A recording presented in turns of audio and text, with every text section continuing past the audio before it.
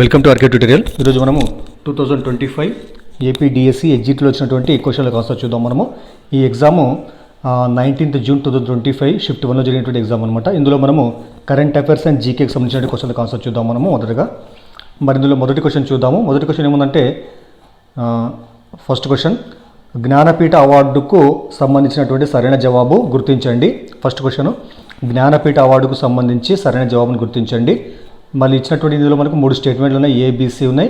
ఇందులో ఏది కరెక్ట్ మనకి ఇక్కడ ఆప్షన్ ఇచ్చినాడు 1 2 3 4 అనమాట. ఇక్కడ మనకు చూడాలి, మనం ఏది కరెక్ట్ చూద్దాం. మనం ఫస్ట్ స్టేట్మెంట్ ఏముందంటే ఇక్కడ జ్ఞానపీఠ అవార్డుకు సంబంధించినటువంటి ఇక్కడ స్టేట్మెంట్లో మొదటి స్టేట్మెంట్ ఏముందంటే విశ్వనాథ సత్యనారాయణ రామాయణ కల్పవృక్షము నవలకు 1970లో జ్ఞానపీఠ అవార్డు పొందారు. చూడండి, విశ్వనాథ సత్యనారాయణ రామాయణ కల్పవృక్షము నవలకు 1970లో జ్ఞానపీఠ అవార్డు పొందారు. మరి బి అనేటువంటిది స్టేట్మెంట్ ఏముందంటే ఇక్కడ రావూరి భరద్వాజ పాకుడు రాళ్ళు నవలకు 2012లో జ్ఞానపీఠ అవార్డు పొందారు. సో బి, రావూరి భరద్వాజ గారు పాకుడు రాళ్ళు అనేటువంటి నవలకు 2012వ సంవత్సరంలో జ్ఞానపీఠ అవార్డును పొందారు. మరి సి ఏముందంటే సి నారాయణ రెడ్డి కర్పూర వసంతరాయలు నవలకు 1998లో జ్ఞానపీఠ అవార్డు పొందారు. చూడండి, ఇక్కడ మనకి ఇచ్చినటువంటి ఏబిసి స్టేట్మెంట్లలో మనకు ఏది సరైనదో చూడాలి ఇక్కడ మనం. మరి దీనికి ఆన్సర్ ఏమంటే థర్డ్ వన్ ఆన్సర్ అనమాట. థర్డ్ ఏముంది ఇక్కడ ఏబి మాత్రమే సరైనటువంటి సి అనేది సరైనది కాదు ఇక్కడ. మరి ఏముంది ఇక్కడ విశ్వనాథ సత్యనారాయణ గారికి రామాయణ కల్పవృక్షం అనే నవలకు 1970లో జ్ఞానపీఠ అవార్డు వచ్చింది. అదేవిధంగా రావూరి భరద్వాజ గారికి పాకుడు రాళ్ళు నవలకు 2012వ సంవత్సరంలో జ్ఞానపీఠ అవార్డు వచ్చింది. మరి సి ఏదైతే ఉంటుంది రాంగ్ అనమాట ఇది. మరి ఇక్కడ మనకి దీనికి సరైనటువంటి ఆన్సర్ ఏమవుతుందంటే సి నారాయణ రెడ్డి గారికి కూడా జ్ఞానపీఠ అవార్డు వచ్చింది. అది ఎప్పుడు వచ్చినట్టు 1988వ సంవత్సరం 1988లో సి నారాయణ రెడ్డి గారికి జ్ఞానపీఠ అవార్డు రావడం జరిగింది. అదేవిధంగా అతను రాసినటువంటి విశ్వంభర అనేటువంటి నవలకు జ్ఞానపీఠ అవార్డు రావడం జరిగింది. కర్పూర వసంతరాయలకు కాదనమాట. సి నారాయణ రెడ్డి గారి సినారే గారి విశ్వంభర నవలకు 1988వ సంవత్సరంలో జ్ఞానపీఠ అవార్డు రావడము జరిగిందనమాట. కాబట్టి ఏవి మాత్రమే సరైనది, సి సరైనది కాదు. దాని గురించి మనం తెలుసుకున్నాం ఆల్రెడీ మనము. సరే, నెక్స్ట్ క్వశ్చన్ చూద్దాము. నెక్స్ట్ క్వశ్చన్ ఏముందంటే 29/8/2024 29/8/2024 నుండి 25/11/2024 వరకు భూమి చుట్టూ గుర్రపు నాడ ఆకార కక్షలో తిరిగినటువంటి తాత్కాలిక మినీ మూన్ ఆస్టరాయిడ్ యొక్క పేరేమన్నాడు ఇక్కడ. 29/8/2024 నుండి 25/11/2024 వరకు భూమి చుట్టూ గుర్రపు నాడ ఆకార కక్షలో తిరిగినటువంటి తాత్కాలిక మినీ మూన్ ఆస్టరాయిడ్ యొక్క పేరేమన్నాడు ఇక్కడ. మరి దీనికి ఆన్సర్ ఏమంటే ఫస్ట్ వన్ ఆన్సర్ అవుతుంది. ఇక్కడ ఏముంది ఇక్కడ ఆస్టరాయిడ్ 2024 PT5. చూడండి, asteroid first option asteroid 2024 PT5 అనేటువంటిది దీనికి ఆన్సర్ కావడం జరుగుతుంది. ఇదేమంటే 29/8/2024 నుండి 25/11/2024 వరకు భూమి చుట్టూ గుర్రపు నాడ ఆకార కక్షలో తిరిగినటువంటి తాత్కాలిక మినీ మూన్ ఆస్టరాయిడ్ యొక్క పేరు అనమాట ఇది. తర్వాత క్వశ్చన్ చూద్దాము. పాత కొత్త పేర్లకు సంబంధించి భిన్నంగా ఉన్నదాన్ని గుర్తించండి. పాత కొత్త పేర్లకు సంబంధించి భిన్నంగా ఉన్నదాన్ని గుర్తించండి. చూడండి, ఇక్కడ మనకి పాత పేర్లు కొత్త పేర్లు ఇక్కడ.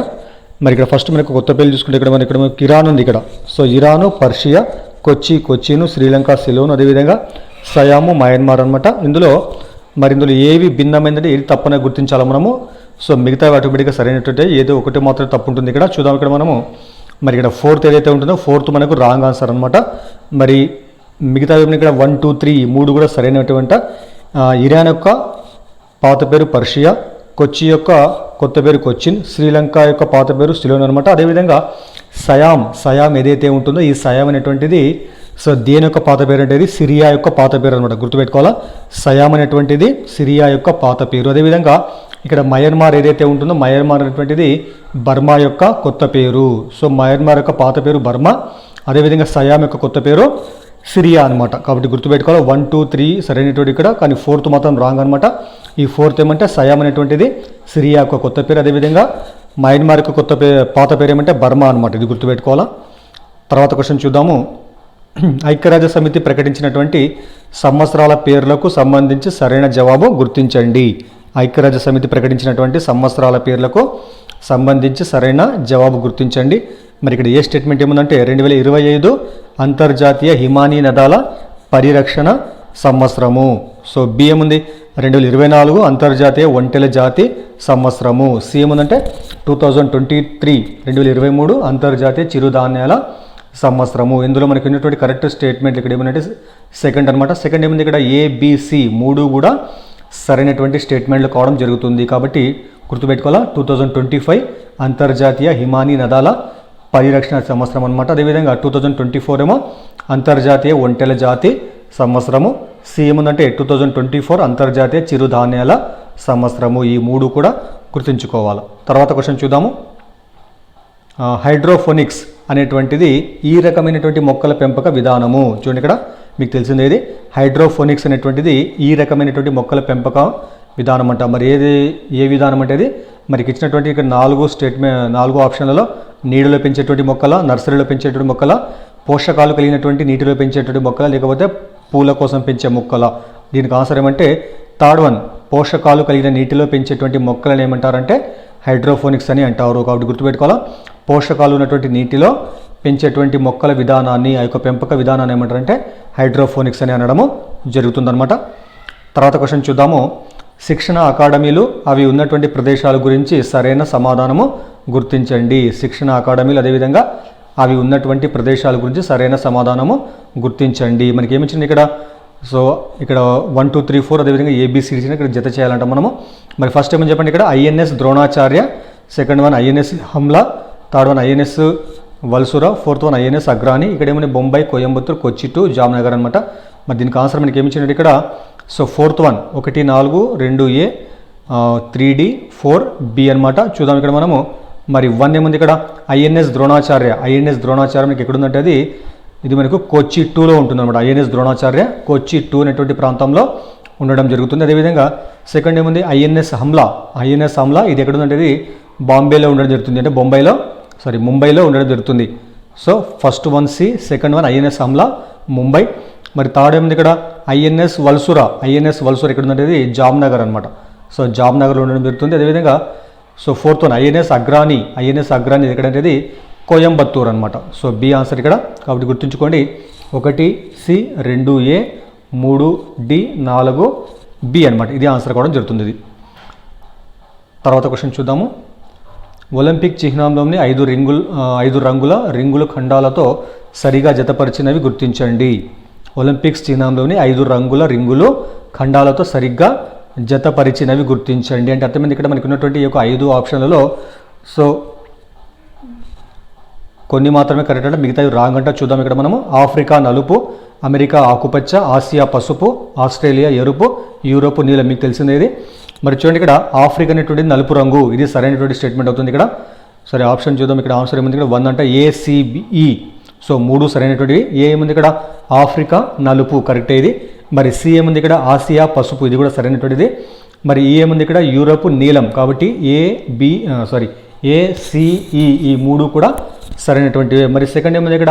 అమెరికా యొక్క మనకు ఏ రంగు ఉంది ఇక్కడ? ఆకుపచ్చ ఉంది. కానీ అమెరికా యొక్క రంగు మాత్రం ఆకుపచ్చ కాదు, అది ఎరుపు రంగు అనమాట. గుర్తుపెట్టుకోవాలా అమెరికా రెడ్ కలరు. అదేవిధంగా డిఎం ఉంది ఆస్ట్రేలియా. మరి ఆస్ట్రేలియా ఖండాన్ని సూచించేటువంటి ఆ యొక్క రంగు పేరు ఏమంటే ఆకుపచ్చ రంగు అనమాట, గ్రీన్ రంగు అనమాట. ఇక్కడ పరస్పరం మార్పు చెందిన ఇక్కడ అమెరికాదేమో ఆస్ట్రేలియాకు ఉంది, ఆస్ట్రేలియాదేమో అమెరికా ఉంది. కాబట్టి గుర్తుంచుకోవాలా అమెరికా అనేటువంటిది ఎరుపు రంగును సూచిస్తుంది, అదేవిధంగా ఆస్ట్రేలియా అనేటువంటిది ఆకుపచ్చని రంగును సూచిస్తుంది. మిగతావన్నీ కూడా కరెక్ట్ అనమాట. ఇప్పుడు చెప్తా చూడండి ఇక్కడ ఆఫ్రికా నలుపు, అమెరికా ఎరుపు, ఆసియా పసుపు, ఆస్ట్రేలియా ఆకుపచ్చ, యూరోపు నీలం. సో ఈ విధంగా అవి సరైనటువంటి ఆన్సర్లు కావడం జరుగుతుందన్నమాట. తర్వాత క్వశ్చన్ చూద్దాం. సరైన ప్రవచనాన్ని గుర్తించండి. మరి ఏముంది ఇక్కడ? బూకర్ ప్రైజ్ను గెలుచుకున్నటువంటి తొలి భారతీయ మహిళ అరుంధతి రాయ్. బూకర్ ప్రైజ్ను గెలుచుకున్నటువంటి తొలి భారతీయ మహిళ అరుంధతి రాయ్. బి ఏముంది ఇక్కడ? జ్ఞానపీఠ అవార్డును పొందినటువంటి తొలి భారతీయ మహిళ సరోజినీ నాయుడు. సి ఏముందంటే సాహిత్య అకాడమీ అవార్డును పొందినటువంటి మొదటి భారతీయ మహిళ అమృత ప్రీతం. మరి దీంట్లో మనకు ఇచ్చినటువంటి ఆప్షన్లో మనకు సెకండ్ అంటే ఏసీ మాత్రమే సరైనటువంటి, బి అనేటువంటిది రాంగ్ అనమాట.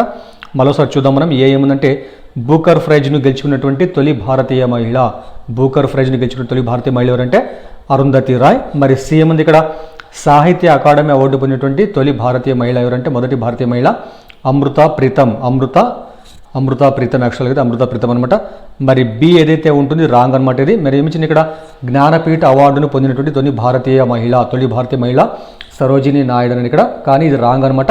మరి దీనికి ఆన్సర్ ఏమవుతుందంటే జ్ఞానపీఠ అవార్డును పొందినటువంటి తొలి భారతీయ మహిళ ఆశా పూర్ణాదేవి.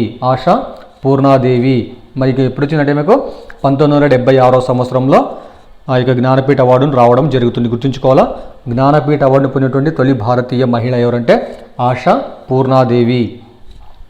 తర్వాత క్వశ్చన్ చూద్దాము. సో 9th ఏముంది ఇక్కడ, 2025 ఆస్ట్రేలియన్ ఓపెన్ స్త్రీల విభాగంలో రన్నర్అప్గా నిలిచినటువంటి వారు ఎవరు అని ఇక్కడ. 2025 ఆస్ట్రేలియన్ ఓపెన్ స్త్రీల విభాగంలో రన్నర్ అప్గా నిలిచినది ఎవరంటే దీనికి ఆన్సర్ ఏమవుతుంది ఇక్కడ మనకి ఇక్కడ. So third one Aryna Sabalenka ఈ యొక్క 2025 ఆస్ట్రేలియన్ ఓపెన్ స్త్రీల విభాగంలో రన్నర్అప్గా నిలిచినటువంటి మహిళ కావడం జరుగుతుంది. తర్వాత క్వశ్చన్ చూద్దాము.